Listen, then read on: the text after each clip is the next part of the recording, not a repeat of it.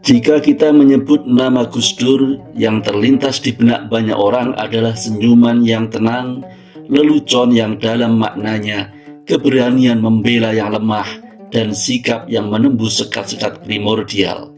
Tapi siapa Gus Dur sesungguhnya?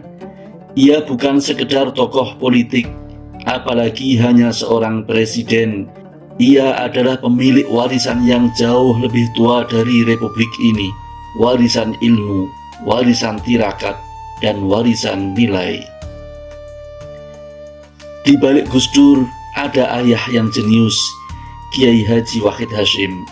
Di balik Kiai Haji Wahid Hasyim berdiri ulama besar Kiai Haji Hasyim Asy'ari.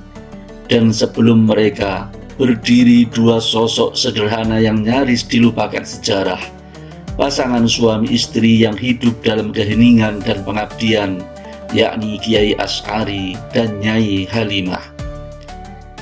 Kisah ini bukan dimulai di istana, bukan pula di rapat kenegaraan. Kisah ini dimulai dari sebuah desa kecil di Jombang, di tanah yang sepi, di rumah yang dipenuhi bacaan dan kajian Al-Quran hadis, serta kitab-kitab salaf, dan malamnya lantunan wirid. Di desa bernama Keras, Kiai Asy'ari dan Nyai Halimah menanam pohon kehidupan dari akar ilmu dan air doa yang buahnya kelak menyebar ke seantero negeri. Kiai Asy'ari lahir di Tingkir, Demak pada tahun 1830. Ia hidup di tengah suasana tanah Jawa yang sedang bergolak. Belanda menancapkan kuku kolonialnya lebih dalam, dan umat Islam perlahan-lahan dijauhkan dari pusat kekuasaan. Tapi di tengah kekacauan itu, pesantren-pesantren tetap menjadi tempat yang sunyi tapi teguh, tempat para pemuda menimba ilmu dan memperkuat iman. Asy'ari muda dikenal karena kecerdasan dan akhlaknya. Ia merantau ke Jombang dan menjadi santri di pesantren Gedang, diasuh oleh Kiai Usman. Bukan santri biasa, ia menonjol dan akhirnya diangkat menjadi menantu oleh gurunya. Kiai Usman menyerahkan putrinya, Putri Winih, kepada Asy'ari. Gadis ini kelak dikenal sebagai Nyai Halimah. Nyai Halimah adalah keturunan bangsawan. Ia merupakan cicit dari Joko Tingkir atau Sultan Hadiwijaya, Raja Pajang. Tapi kehidupannya tidak dibangun dari kemewahan darah biru. Ia justru mewarisi laku spiritual ayahnya. Halimah lahir tahun 1851, satu-satunya anak Kiai Usman yang bertahan hidup setelah beberapa kakaknya wafat saat kecil. Maka ia dididik penuh kasih, tapi juga penuh kedisiplinan. Setelah menikah, Kiai Asy'ari dan Nyai Halimah dikirim ke sebuah daerah yang masih dianggap angker dan sepi, Desa Keras. Kiai Usman menerima laporan dari masyarakat bahwa desa itu butuh pencerahan, dan ia pun mengutus menantunya yang dipercaya. Maka tinggallah pasangan itu di Desa Keras, membangun pesantren dari nol, mengajar mengaji dari rumah ke rumah, menghidupkan Islam dari tanah sunyi. Di tengah kehidupan yang sederhana, di antara sawah dan jalan tanah yang belum terpetakan, Nyai Halimah menjalani sebuah tirakat yang luar biasa. Ia berpuasa selama 3 tahun berturut-turut, bukan karena ingin dikenal, bukan untuk mendapatkan gelar, tapi sebagai bentuk pengabdian dan permohonan batin kepada Allah. Tahun pertama untuk keluarganya, tahun kedua untuk anak keturunannya, dan tahun ketiga untuk para santri dan masyarakat.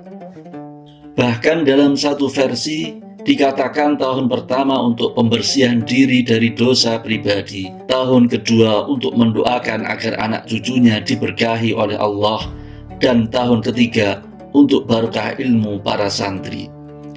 Bayangkan seorang ibu dalam sunyi menahan lapar dan haus dalam keikhlasan yang luar biasa.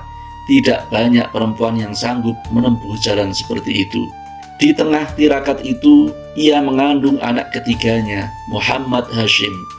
Dalam tidurnya, ia bermimpi bulan purnama jatuh ke dalam kandungannya, dan saat melahirkan, ia tidak merasakan sakit sebagaimana perempuan lainnya. Ini bukan hanya kisah simbolik, ini adalah tanda-tanda bahwa anak ini akan menjadi cahaya dalam gelap zaman. Muhammad Hashim lahir pada 14 Februari 1871. Ia tumbuh dalam rumah yang penuh dengan zikir dan ilmu. Ayahnya mengajarkan kitab, ibunya mengajarkan kesabaran.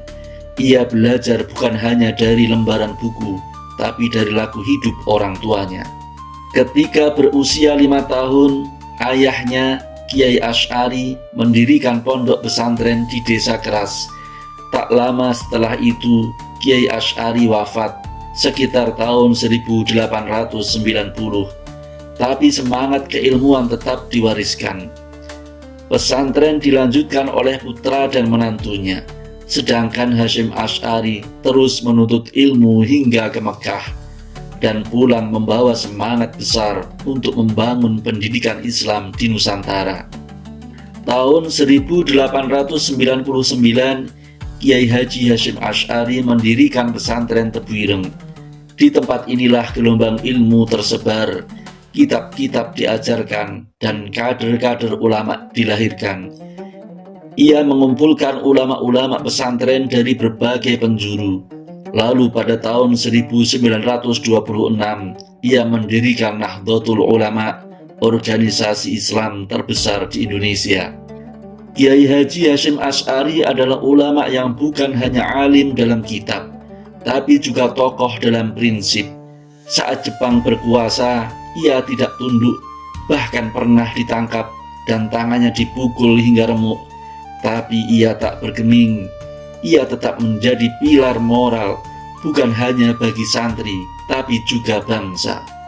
Dari Kiai Haji Hasyim Asy'ari lahirlah Kiai Haji Wahid Hasyim, seorang pemuda yang cerdas, modern, tapi tetap tawadhu.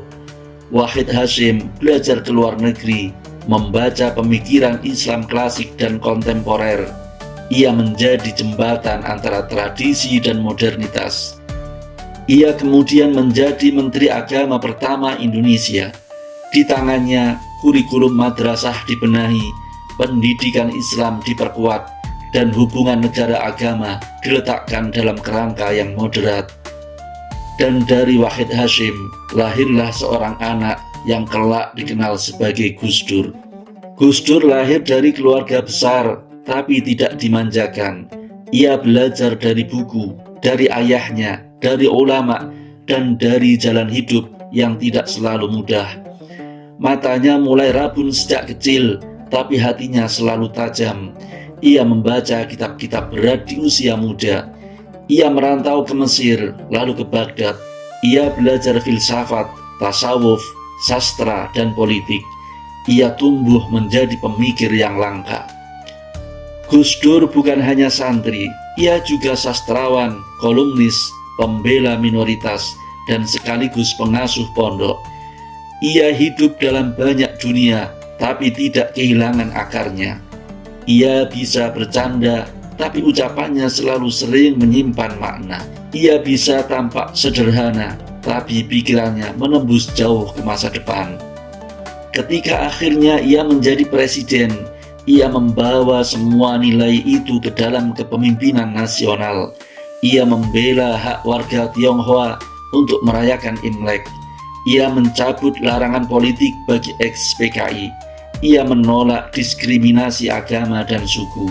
Ia adalah presiden yang membawa prinsip pesantren ke tengah kekuasaan, keikhlasan, ketegasan, dan keberanian menyuarakan yang benar walau harus dibenci. Namun yang sering dilupakan adalah semua kekuatan moral itu tidak muncul tiba-tiba. Ia lahir dari silsilah yang panjang, dari Kiai Asy'ari yang berani mendirikan pesantren di Desa Angker, dari Nyai Halimah yang berpuasa 3 tahun, dari Kiai Haji Hasyim Asy'ari yang menantang kolonialisme dengan kitab, dari Kiai Haji Wahid Hasyim yang menjahitkan antara Al-Azhar dan Tanah Jawa. Hari ini di Desa Keras, Jombang, makam Kiai Asy'ari dan Nyai Halimah tak pernah sepi. Para peziarah datang bukan hanya untuk mengenang, tapi untuk mengambil pelajaran bahwa sebuah bangsa besar tidak dibangun dari pidato, tetapi dari air mata ibu dan sujud panjang ayah dalam sepi. Gus Dur adalah wajah terakhir dari pohon itu, tapi akar-akarnya tetap hidup di pesantren-pesantren, di kitab-kitab kuning, di langgar-langgar desa, dan di hati mereka yang masih percaya bahwa doa ibu lebih kuat dari pedang manapun. Dan bila sejarah ditulis dengan jujur, maka akan selalu disebutkan bahwa ada seorang ibu bernama Nyai Halimah yang berpuasa selama 3 tahun agar anak cucunya menjadi orang yang diberkahi, dan bahwa doanya dikabulkan dengan cara yang agung.